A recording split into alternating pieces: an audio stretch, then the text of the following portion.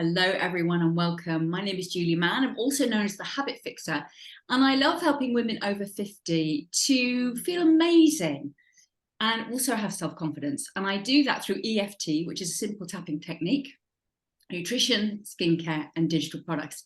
And today I'm joined by Caleb Nelson. Hi, Caleb. Hello, and thank you for having me here. Great to have you. For those of you that don't yet know him, he helps people live in harmony with their body and their business. Doesn't that sound fab? So I think you're going to be talking about making habits work for you. Yes, we will. And we're going to have a good time with it.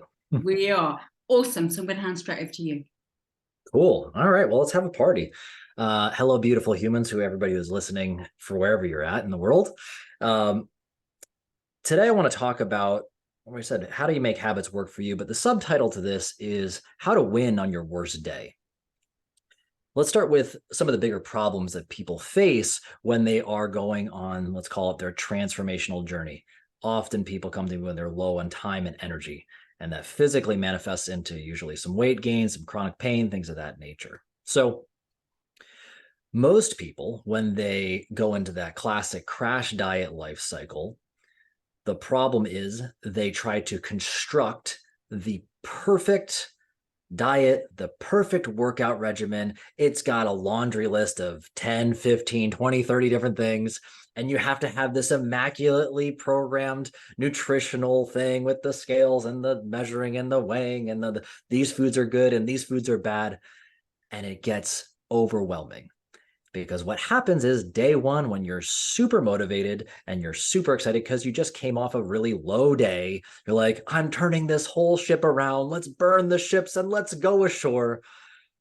You go ahead and you do all these different things, forgetting that where you're currently at in your journey is more or less like a novice. Again, it's not to say that in your past you haven't been able to do all of those things. It's not a knowledge problem, but you've been out of practice. It's why you've ended up with a few extra pounds on the scale or not liking what you see in the mirror, that low energy, that burnout feeling, because you've been trying to do too much too fast. And then what happens? Everybody starts it off. They do it day one because it's a lot of stuff. They haven't found a way to integrate into their life. They don't get it all completed. Maybe you do get all the way to the end, you willpower, but you're burnt out by the end of the first day. And then the second day comes around and you're burnt out again and you get even less done. And by the third day, it's maybe down to half of it or less. You throw your hands up in the air and you give up on the thing to repeat the cycle all over again. Because the presupposition here, the thing underneath all this is you're trying to be perfect from day one. You're trying to do all the things. You're going for more as opposed to defining what is enough. So let's get into the actual breakdown of how this goes down. First, you need to define what is enough. Organize your life, set up your time for minimum effective dosage to keep what you're currently doing in your life. Most people only focus, we'll call it, on the food, but you need to zoom out and look at things like your relationships. How do you make sure that your marriage is staying on track? How do you make sure that you're giving enough time and attention to your kids? How do you make sure, like for me, I work with a lot of business owners. How do you make sure you're still doing well at your job, that you're not going back, you're not taking huge down months while you're trying to take care of your health? Set those basic things, put it on your calendar. Everything has a time. You'll realize that you've been probably doing a lot more than you really needed to just get the job done. Now we can focus on growth, on improving one thing. And we're going to use health as that metric. Again, like I mentioned before, people get real bent out of shape about like, I need to know this perfect program. I've yet to meet a single person who could not tell me 5 things to start losing weight right now. And, following along at home, maybe you can check these lists off these lists with yourself. You can drink more water. You can walk more. You can get more sleep and manage your stress. You can have more lean protein. You can have more fruits and vegetables. It's not glamorous. It's not super exciting, but it's the foundational things. And the problem is you haven't been doing those foundational things as you got caught up in all the craziness of life. You're not a bad person. You're not a terrible person for having forgotten. You were probably just chasing around everybody else. So when we start this, we already know where we're at. And the number one thing, you had already mentioned the word confidence before. Coaching is about closing the gap. If I had to step over 100-foot gap or jump over 100-foot gap, I wouldn't be very confident. But if I made it a 1-foot gap, I'd be pretty confident. That's where this concept of winning on your worst day comes into place, because we want you to be confident on your worst day to complete the necessary habits. So because we've already established our enough, your work life is good, your home life is good, you already know what your basic health metrics you've already been consistently doing. Now you choose one of those things. I'm going to use drinking water because it's usually the first thing that comes up for people. I'm going to drink how much water? Ask yourself on your worst day, how much water you could drink. Another way to put this, think about your worst day like you're hungover from the night before, you got your pants around your ankles, you stubbed your foot on the edge of the bed. Maybe your clients are real pissed off. Your husband or wife is really just like torqued off at you. You're at each other's throats, or maybe somebody's giving somebody the silent treatment. We don't want that either. But on that day, and you're tired out of your mind, how much water do you think you can drink then on your worst moment when you're burnt out and you don't feel like you have any more energy?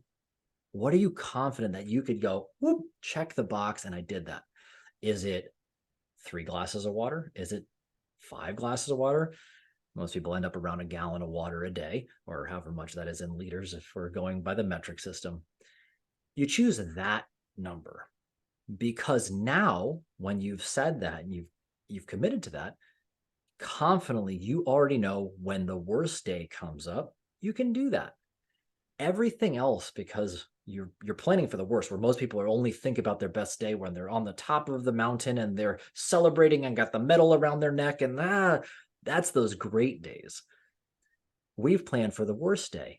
Chances are not every day of the next month or 3 months or year is going to be your worst day. But now you have a strategy to fall back on and feel confident about, where you can still show up for yourself, still stay committed. As we're saying, this is just one element of the weight loss journey here. You still have something to fall back on without going all the way back to zero. So you're planning for the worst. And the nice part here is, say you go 2 weeks and you're able to commit to drinking that 3 glasses of water. And all of a sudden you're like, you know what? I think I can do 5 glasses of water. Or instead of just water, maybe I can go for 5,000 steps a day, or I can have 100 grams of protein or 120 grams of lean protein every single day. Whatever the habit is, the thing that you enjoy, the thing that is filling your life, but the things that are specifically in alignment with your long-term goals, now you can steadily add that. You add that as you become more confident in what you can handle on your worst day, because now you're built, it's like a little piggy bank of trust in yourself. And that's really cool, because this becomes a snowball effect. You become a more resilient, more competent individual. And because you didn't burn yourself out, you start to become better at creating other boundaries in your life. You might start better delegating certain practices at work. You might be more refined at how you're going to communicate with your significant other, with your family. You'll actually start to build more space in your life so that you can confidently add more habits, let's call it, on your health journey. Your worst day is going to look a lot better 3 months from now than it does today. And that's where you start to become more confident, stable, sustainable individual with your journey. Because if you don't go by this practice, what eventually happens is X amount of weeks or months down the line, when there's a pivot in your life, when there's a big change, because that's what's going to happen, whether your business goes through the roof and things are going great, or maybe you have a big anniversary or you go on a big vacation.